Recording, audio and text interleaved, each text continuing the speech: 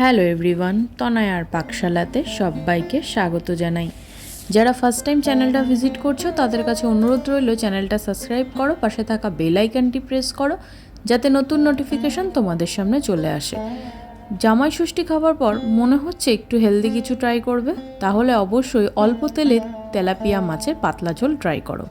আজকের রেসিপি দেখো, এখানে আমরা নিয়েছি কিছু তেলাপিয়া মাছ, যেগুলো এখন বাজারে খুব সহজেই কেটে ধুয়ে দিয়ে দেয়, শুধু বাড়িতে এনে একটু পরিষ্কার করে ধুয়ে নিলেই যথেষ্ট। তেলাপিয়া মাছের মধ্যে দিয়েছিলাম পরিমাণ মতো নুন আর হলুদ দিয়ে দেখো মা এটাকে খুব ভালো করে মাছগুলোকে একটু মাখিয়ে 5 থেকে 7 মিনিট মতন অপেক্ষা করতে হবে। তেলাপিয়া মাছ কিন্তু খেতে বেশ ভালো লাগে, কিন্তু তোমরা যদি মনে করো এটা শুধু তেলাপিয়া নয় অন্য কোনো মাছ দিয়েও করতে পারো। জামাই ষষ্ঠীতে এত রিচ খাওয়ার পর এরকম একটা হেলদি রেসিপি কিন্তু খাওয়া যেতেই পারে স্বাস্থ্যকর হিসাবে। বসিয়ে দিলাম একটা কড়াই, যেখানে মা দিয়েছিল পরিমাণ মতন সর্ষের তেল। তেলটা দেখে প্রথমে ভয় পেও না, তোমরা হয়তো থাম্বনেল দেখে ভাবতে পারো অল্প তেলে, কিন্তু এত তেল কি করে হলো, চেক করতে থাকো। তেলে দিয়েছিল সামান্য পরিমাণে একটু নুন, যাতে মাছগুলো নিচে লেগে না যায়। এবার দেখো মাছগুলোকে কিন্তু একটা একটা করে এইভাবে ভেজে নিতে হবে।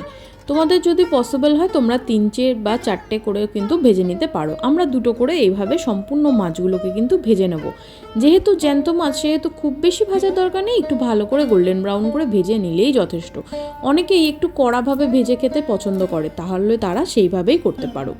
এরকম একটা হেলদি রেসিপি কিন্তু যে কোনো বাচ্চা, এবং শুধুমাত্র বাচ্চা নয়, যে কোনো রোগী যারা অসুস্থ তারাও কিন্তু এটা ট্রাই করতে পারো। এখানে দেখো নিয়েছি ঝিঙা, আলু, তোমরা চাইলে কিন্তু এখানে পটলও দিতে পারো। তোমরা যে কোনো সবজি দিয়েই এই ঝোলটা কিন্তু হেলদি ঝোল করতে পারো। যদি চাও তোমরা কিন্তু এখানে পটল অথবা পেঁপে, বরবটি, বা তোমরা যদি মনে করো এখানে আরও কোনো কিছু ডাটা দিয়েও করতে চাও তাহলে সেটাও কিন্তু করতে পারো, বেশ ভালো লাগে কিন্তু এটা গরম ভাতে। দেখো মাছগুলোকে মা খুব সুন্দর করে গোল্ডেন ব্রাউন করে ভেজে নিয়েছে। এবার এগুলোকে তুলে নেওয়ার পালা। চলো এগুলোকে তুলে নিল। এবার এখানে যে বাকি তেলটা রয়েছে সেই তেলের মধ্যেই কিন্তু আমাদের আরও মাছগুলোকে এইভাবে সম্পূর্ণ ভেজে নিতে হবে। চেক করতে থাকো।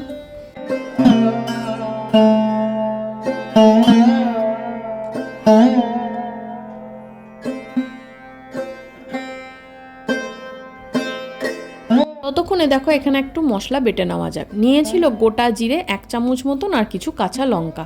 মাছ আমাদের সম্পূর্ণ ভাজা হয়ে গিয়েছে। এবার কড়াই থেকে সম্পূর্ণ তেল কিন্তু আমরা তুলে নেব। এখানে আর আমরা তেল কিন্তু ইউজ করবই না।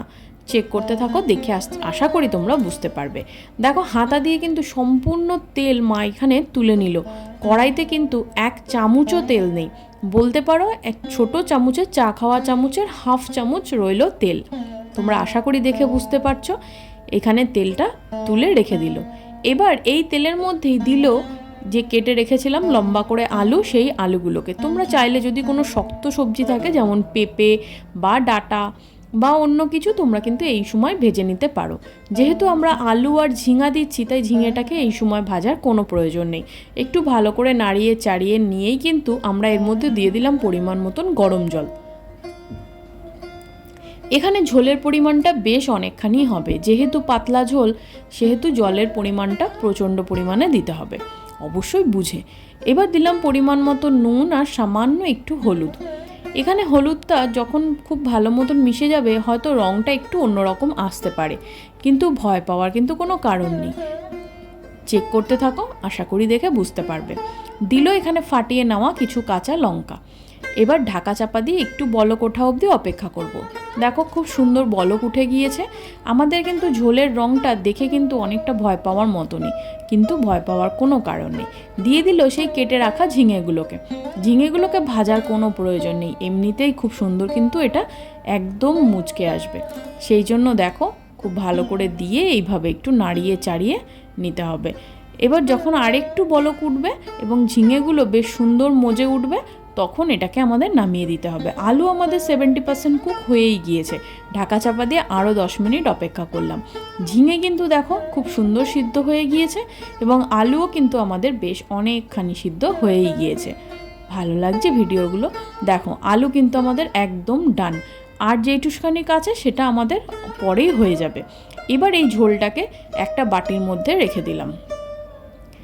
ব্যাস দিলাম সামান্য 1 চামচের চা খাওয়ার 1 চামচের মতন তেল। আশা করি তোমরা দেখে বুঝতেই পারছো। এই ফোড়নের জন্য যতটুকু তেলের প্রয়োজন হয় ঠিক ততটুকু দিয়েছিল গোটা জিরে আর একটা কাঁচা লঙ্কা দিয়ে এই ঝোলটাকে কিন্তু এর মধ্যে দিয়ে দিতে হবে আমাদের সম্পূর্ণটা।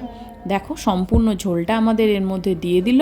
এবার যেহেতু এই রান্নাটা 2 ফোড়নে আর এত হেলদি, তাই আমি তোমাদের হাইলি রেকমেন্ড করব অবশ্যই বাচ্চা থেকে বয়স্ক প্রত্যেকেই কিন্তু একবার ট্রাই করতেই পারো। আর এই গরমে এরকম হেলদি ঝোল সত্যি শরীরের এবং পেটের জন্য খুব ভালো। এবার দেখো ভাজা মাছগুলোকে এইভাবে আস্তে আস্তে দিয়ে দিতে হবে। ততক্ষণে দেখো ঝোলের মধ্যে মা দিয়ে দিয়েছিল সেই কাঁচা জিরে আর কাঁচা লঙ্কা যেটা বেটে রেখেছিল সেইটা। তোমরা ভাবছো এই জিরে বাটাটাকে একটু কষিয়ে নেওয়ার কিন্তু প্রয়োজন ছিল নয় কি? একদমই তা নয়। এইভাবে একবার করে দেখো, ভীষণ ভালো হয় খেতে। এবার সম্পূর্ণ মাছগুলোকে কিন্তু এইভাবে সাজিয়ে দিয়ে একটু নাড়িয়ে নিতে হবে ভালো করে, দিয়ে 10 মিনিট মতন ফুটিয়ে নিলেই কিন্তু আমাদের এই মাছের ঝোল একদম রেডি। কিন্তু একটু থকথকে বানানোর জন্য ভীষণ পাতলাভাবে লাগছে, তাই জন্য মনে হলো যদি মনে হয় যে আরেকটু গা মাখা মাখা বা ঝোলটার মধ্যে একটুখানি অন্তত গাঢ়ত্ব ভাব আনা দরকার আছে, তাহলে তোমাদের আমি বলবো যে তাহলে কিন্তু এইভাবে ঢাকা চাপা দিয়ে আর একটা ছোট্ট টুইস্ট চেক করলেই তোমরা পেরে যাবে। দেখো ঢাকা চাপা দিয়ে 10 মিনিট মতন অপেক্ষা করলে আমাদের মাছের ঝোল কিন্তু একদম রেডি। এবার এই পাতলা ঝোলটাকে একটু হালকা গাঢ়ত্ব আনার জন্য আমরা যেটা করব, চেক করতে থাকো। মাছটাকে খুব সুন্দর করে নাড়িয়ে নেওয়া হয়েছিল। এবার দেখো এখান থেকে ঝোলের দিয়ে কিছু আলু, সামান্য 2টো আলু কিন্তু আমরা তুলে নেব। দেখো এখান থেকে মাছ চেক করে নিচ্ছে যে আলু কোথায় রয়েছে। এখানে এবার এই আলুগুলোকে তুলে নিয়ে হাতার সাহায্যে খুব ভালো করে কিন্তু এইভাবে স্ম্যাশ করে দিতে হবে। এবার ঝোল একটুখানি এই হাতার মধ্যে করে নিয়ে এই আলুর মধ্যে দিয়ে এই আলুর এই ঝোলটাকে কিন্তু এই ঝোলে দিয়ে দিতে হবে। ব্যাস, তাহলেই কিন্তু ঝোলটা বেশ একটু গাঢ় গাঢ় ব্যাপার আসবে এবং দেখতে এবং খেতে ভীষণ ভালো লাগে। একটু সাদাটে সাদাটে হয় ঠিকই, তোমরা চাইলে কাশ্মীরি লঙ্কার গুঁড়ো দিতে পারো, কিন্তু আমার মনে হয় এরকম পাতলা ঝোলে কাঁচা লঙ্কা বাটা ঝোলে কিন্তু কাশ্মীরি লঙ্কার গুঁড়ো একদমই যায় না। ঢাকা চাপা দিয়ে স্ট্যান্ডিং টাইমে রাখলাম। ভালো লাগলো ভিডিওটা? ভালো লাগলে অবশ্যই কিন্তু সাবস্ক্রাইব করো আর এইভাবে একবার রান্না করে বাড়ির প্রত্যেককে খাইয়ে দেখো, খুব ভালো হয় খেতে। ধন্যবাদ। দেখা হচ্ছে আরও একটা রেসিপির সাথে। আমি আমার মা ফিরে আসছি।